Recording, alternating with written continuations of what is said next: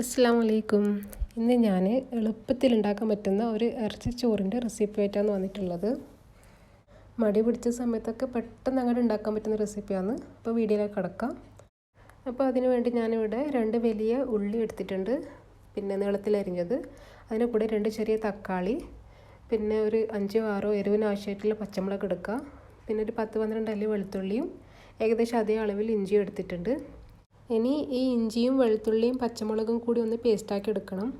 അപ്പോൾ പേസ്റ്റാക്കുന്ന സമയത്ത് ഞാൻ 1 ടീസ്പൂണ് വലിയ ജീരകം ആഡ് ചെയ്ത് കൊടുക്കുന്നുണ്ട്. എൻ്റെ അടുത്ത് അതിൻ്റെ പൊടി ഇല്ലാത്തതുകൊണ്ടാണ്. പിന്നെ 1 ടേബിൾ സ്പൂണ് തൈരും കൂടി ഇട്ടിട്ടാണ് അരച്ചെടുക്കുന്നത്.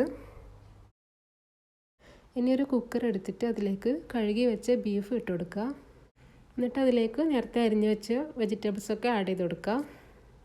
പിന്നെ അതിൻ്റെ കൂടെ തന്നെ ചെറുതായി അരിഞ്ഞ മല്ലിച്ചപ്പും പുതിനയും കൂടി ഇട്ട് കൊടുക്കുക.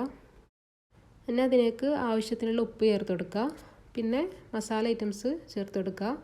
മല്ലിപ്പൊടി, മഞ്ഞൾപ്പൊടി, മുളക് പൊടി, പിന്നെ പെപ്പർ, പിന്നെ ഗരം മസാലപ്പൊടി, ഇതൊക്കെ ഞാൻ ആഡ് ചെയ്തിട്ടുണ്ട്. പിന്നെ അതിൻ്റെ കൂടെ ലാസ്റ്റായിട്ട് വെളിച്ചെണ്ണ കൂടി ഒഴിച്ച് കൊടുക്കുക. ഒരു 3 ടേബിൾ സ്പൂൺ വെളിച്ചെണ്ണ ഒഴിച്ചിട്ടുണ്ട്. ഇനി ഇതെല്ലാം കൂടി കൈ വെച്ചിട്ട് നന്നായി മിക്സ് ചെയ്തെടുക്കുക. എന്നിട്ട് സമയം ഉണ്ടെങ്കിൽ ഒരു അരമണിക്കൂർ മാറ്റി വെക്കുക. അങ്ങനെ വെച്ച് കഴിഞ്ഞാൽ നല്ലൊരു സ്മെല്ലുണ്ടാവും. ഇല്ലെങ്കിൽ ഡയറക്റ്റ് കുക്ക് ചെയ്യാം. അപ്പോൾ ഞാനിവിടെ അരമണിക്കൂർ മാറ്റി വെച്ച ശേഷം കുക്ക് ചെയ്തതാണ്. ഒരു 15 മിനിറ്റാണ് ഞാൻ വേവിച്ചെടുത്തത്.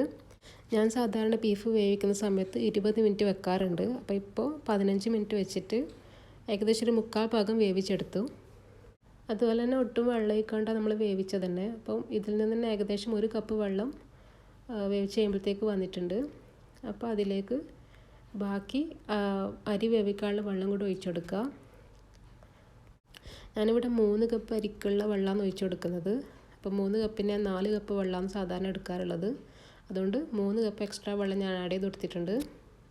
അപ്പോൾ വെള്ളത്തിൻ്റെ കാര്യത്തിൽ കൺഫ്യൂഷൻ ഉണ്ടെങ്കിൽ ഒന്നെങ്കിൽ നിങ്ങൾ വേവിച്ച വെള്ളം, ബീഫ് വേവിച്ച വെള്ളം ഒന്ന് ഹൈ ഫ്ലെയിമിലിട്ടിട്ട് 1-2 മിനിറ്റ് ഒന്ന് വറ്റിച്ചെടുത്തിട്ട് അരിക്ക് ആവശ്യമുള്ള വെള്ളം ഫുള്ളായിട്ട് ഒഴിച്ചു കൊടുക്കുക. ഇല്ലെങ്കിൽ അതിൽ വന്ന വെള്ളം ഒന്ന് ഊറ്റിയെടുത്തിട്ട് അളന്ന് നോക്കുക. എന്നിട്ട് ബാക്കി വെള്ളം കൂടി ആഡ് ചെയ്തിട്ട് അരി വേവിച്ചെടുക്കുക. പിന്നെ വെള്ളം ഒഴിക്കുന്ന സമയത്ത് നല്ല തിളച്ച വെള്ളം ഒഴിക്കാൻ പ്രത്യേകം ശ്രദ്ധിക്കുക. അപ്പോൾ വെള്ളം ഒഴിച്ചതിന് ശേഷം ഞാൻ ഒരു ചെറുനാരങ്ങയുടെ നീര്, പിന്നെ ചോറ് വെക്കുമ്പോൾ ഇടുന്ന ഓൾ സ്പൈസസ്, ഏലക്ക, ഗ്രാമ്പൂ, പട്ട, ഒരു ബേ ലീഫ്, പിന്നെ കുറച്ച് കറിവേപ്പില, പിന്നെ 1 ടേബിൾ സ്പൂൺ നെയ്യും, പിന്നെ ആവശ്യത്തിന് ഉപ്പ് ഇടുക. എന്നിട്ട് അതിലേക്ക് നമ്മൾ ഊറ്റി വെച്ച് അരി ഇട്ട് കൊടുത്തിട്ട് നന്നായി മിക്സാക്കിയതിന് ശേഷം ഹൈ ഫ്ലെയിമിൽ 1 വിസിൽ വരുന്നവരെ വെയിറ്റ് ചെയ്യുക. 1 വിസിൽ എന്ന് പറഞ്ഞാൽ കറക്റ്റ് വേവാണ്. അപ്പോൾ അതുകൂടി കഴിഞ്ഞ് ഫുൾ ആവി പോയതിന് ശേഷം മാത്രം തുറക്കുക. അപ്പം നമ്മുടെ എളുപ്പത്തിൽ ഉണ്ടാക്കാൻ പറ്റുന്ന ഇറച്ചിച്ചോറ് ഇവിടെ റെഡി ആയിട്ടുണ്ട്. അപ്പോൾ തട്ടിക്കൂട്ടി ഉണ്ടാക്കുമെന്ന് വിചാരിച്ചിട്ട് ടേസ്റ്റിന് ഒരു കുറവും ഉണ്ടാവില്ല. ബാച്ചിലേഴ്സിനായാലും അതുപോലെ പെട്ടെന്നൊരു ബിരിയാണി കഴിക്കാൻ ആഗ്രഹമുള്ളവർക്കൊക്കെ ഉണ്ടാക്കാൻ പറ്റുന്ന ഒരു റെസിപ്പിയാണ്. അപ്പോൾ നന്നായി മിക്സാക്കിയതിന് ശേഷം നമുക്ക് സെർവ് ചെയ്യാം.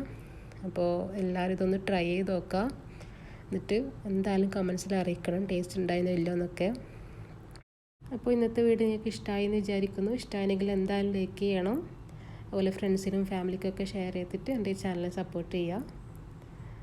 അപ്പോൾ ഇൻഷാ അല്ലാഹ് നെക്സ്റ്റ് വീഡിയോയിൽ കാണാം.